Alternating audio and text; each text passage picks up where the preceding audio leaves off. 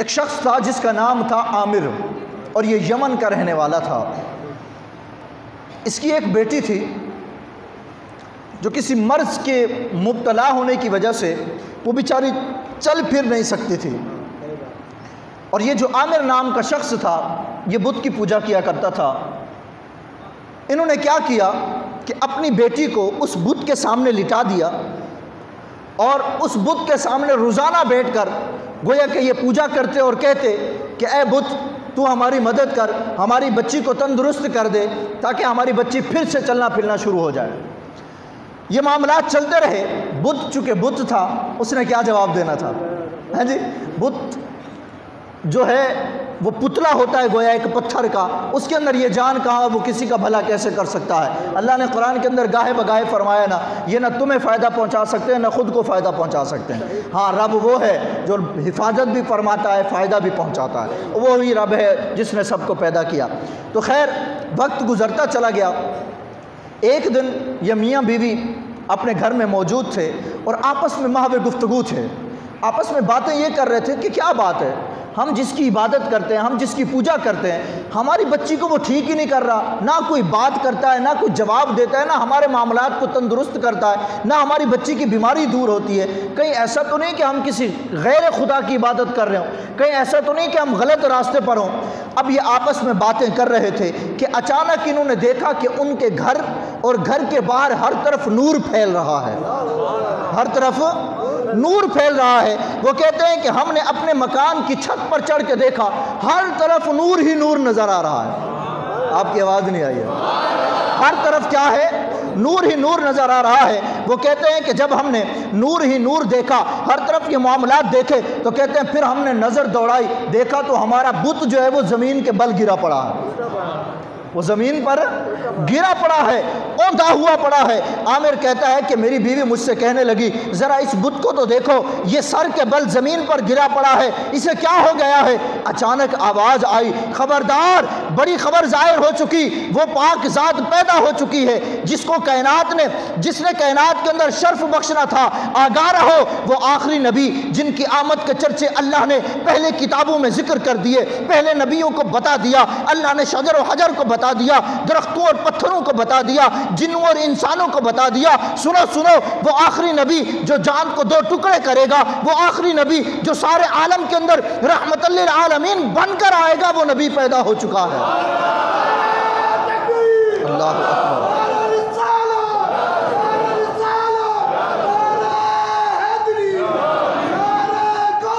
یا غوث اعظم، کہتے ہیں کہ ہم یہ آواز سن رہے تھے کہ وہ نبی پیدا ہو چکا ہے۔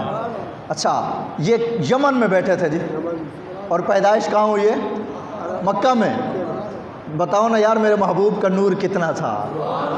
مکہ سے حضور علیہ السلام کی ولادت ہوئی، وہاں سے یہ نور چلا، یمن میں پہنچا، اور وہ جو بت تھا وہ گرا پڑا ہے۔ حضور کے آنے سے سارے کفر اوندھے پڑ گئے تھے، حضور کے آنے سے سارے اندھیرے ختم ہو گئے تھے، حضور کے آنے سے ساری تاریکیاں ختم ہو گئی تھی۔ میرے نبی پاک صلی اللہ علیہ وسلم کے متعلق بتایا گیا وہ آخری نبی پیدا ہونے والے ہیں۔ پھر کہا گیا اس پیدا ہونے والے سعادت مند کا نام محمد اور احمد ہوگا جو سارے جہاں کو روشنیاں بخشے گا۔ وہ نبی صلی اللہ علیہ وسلم آئیں گے، بت گر پڑیں گے۔ پھر غیب سے آنے والی آواز میں سے اس سے پوچھا گیا بتاؤ وہ جو آخری نبی ہوگا، آخری نبی کا نام کیا ہوگا؟ بتایا گیا اس کا نام محمد عربی ہوگا جو صاحب زمزم و صفا ہوگا۔ وہ آخری نبی حضرت سیدنا اسماعیل علیہ السلام کی اولاد سے ہوگا۔ سنو سنو، عرب کے اندر ہوگا، اور سنو اس کے دونوں کندھوں کے درمیان مہر نبوت بھی لگی ہوگی۔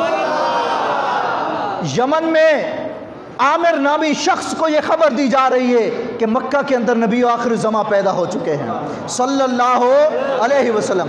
عامر کہتے ہیں کہ میں اپنی بیوی کے ساتھ یہ آوازیں سن رہا تھا، چونکہ چھت پر تھا، تو کہتے ہیں ہم نے اچانک دیکھا وہ ہماری بیمار بچی چھت پر آ گئی، وہ جو بچی چل نہیں سکتی تھی، وہ اچانک ہمارے پاس چلتی ہوئی چھت پر آ گئی۔ ہم حیران و پریشان ہو گئے اور ہم نے پوچھا بیٹی یہ کیا معاملہ ہوا، تمہاری وہ تکلیف کہاں گئی جس میں تم مبتلا تھی؟ تیرا تو جینا مشکل ہو چکا تھا، تو چل نہیں سکتی تھی۔ بیٹی نے جواب دیا ابا جان یہ دنیا جہاں سے بے خبر میں سو رہی تھی، میں نے اچانک اپنے سامنے نور کی تجلی کو دیکھا۔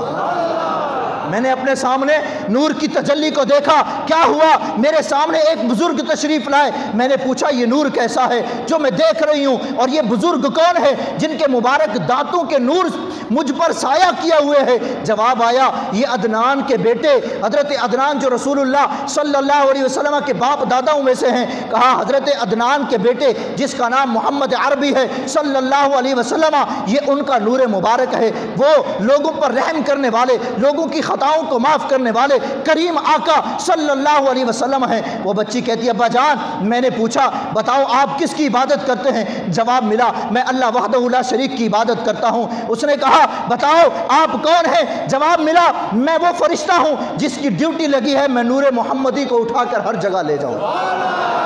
میں وہ فرشتہ ہوں جو نور محمدی کو اٹھا کر ہر جگہ لے جاؤں۔ پھر وہ بچی کہتی ہے میں نے اس فرشتے سے کہا اے فرشتے کیا تو دیکھتا نہیں میں کتنا بیمار ہوں، میں چل نہیں سکتی، میں اٹھ نہیں سکتی، میں اپنے ممی پاپا سے مل نہیں سکتی۔ وہ فرشتہ کہتا ہے بچی سنو تمہیں گھبرانے کی ضرورت نہیں، تم اس نبی جو آخری نبی ہے، جو چاند کو دو ٹکڑے کرنے والا ہے، جو ساری کائنات کے لیے رحمت للعالمین ہے، اس نبی کے وسیلے سے دعا کرو اللہ تمہاری بیماری کو دور کر دے گا۔ اللہ اکبر۔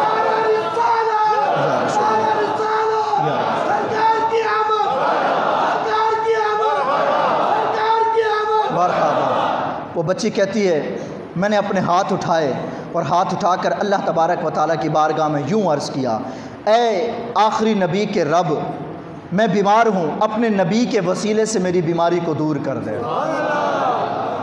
کہتی ہے وہ بچی ٹھیک ہو گئی اور ٹھیک ہو کر اپنے والد کے پاس چلی گئی۔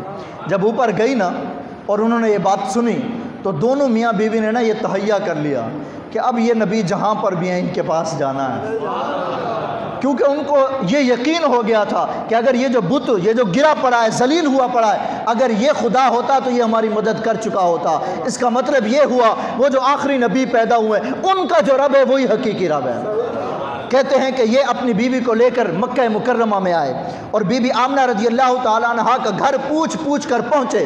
جب گھر میں پہنچے تو بی بی آمنہ رضی اللہ تعالیٰ عنہ سے آ کر کہا کہ ہم یمن سے آئے ہیں اور یمن سے ہم نے نبی پاک علیہ الصلوۃ والسلام کا نور دیکھا جو ساری طرف چھایا ہوا تھا، ہم اس نور کی روشنی کو تلاش کرتے کرتے مکہ مکرمہ میں آن پہنچے ہیں، بس ہماری اتنی سی خواہش ہے اس آخری نبی کا دیدار کروا دیں، ہماری اتنی سی خواہش ہے اس آخری نبی کا دیدار کروا دیں۔ بی بی آمنہ رضی اللہ تعالی عنہ فرماتی ہیں میں نے کہا نہیں نہیں تم چلے جاؤ، اس لیے کہ یہاں یہودیوں کا ہمیں خوف ہے کہ کہیں وہ میرے بیٹے کو نقصان نہ پہنچا دیں۔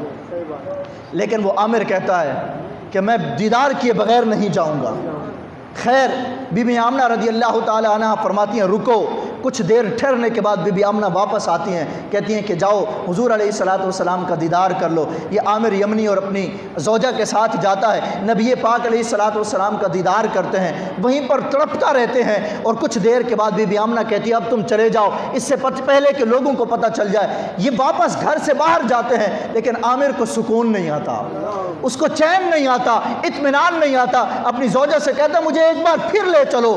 پھر جاتے ہیں بی بی آمنہ کے پاس، جا کر منتیں کرتے ہیں، ترلے کرتے ہیں ایک مرتبہ پھر دیدار کروا دو۔ بی بی آمنہ رضی اللہ تعالی عنہ پھر اسے لے جاتی ہیں، کمرے میں جا کر نبی پاک صلی اللہ علیہ وسلم کا دیدار کرتے ہیں۔ کہتے ہیں کہ جب دوسری مرتبہ دیدار کیا اللہ کے محبوب کے حسن میں اتنے گم ہوئے کہ چیخ ماری اور ان کی روح ان کے جسم سے نکل گئے۔